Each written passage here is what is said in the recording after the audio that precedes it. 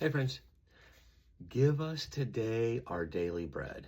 This is how to pray, part 4. We said this is based off of Jesus's model prayer, the Lord's Prayer.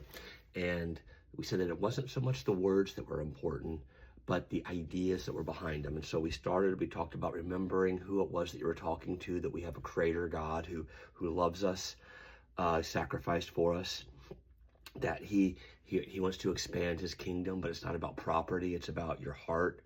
He wants you to become more and more like Jesus, right? His will being done. Again, not so much about your circumstances, but about who you're becoming.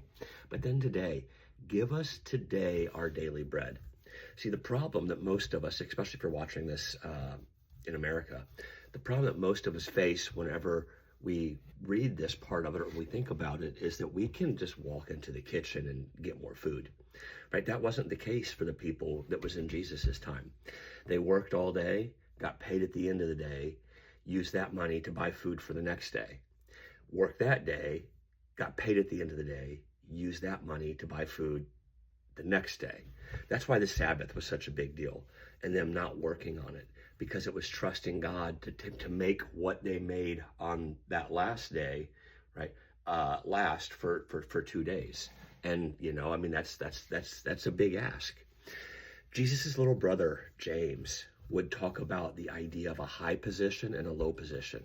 He would say that those that are people of means, if you're watching this on an iPhone, probably you and me, that was actually a low position because we didn't really have to learn to trust God with our finances. But those that did have to trust God, those that lived day to day, those that didn't know where their next meal was coming from, he said they're actually in a higher position in regards to faith, because they literally have to trust God with where their next meal is coming from.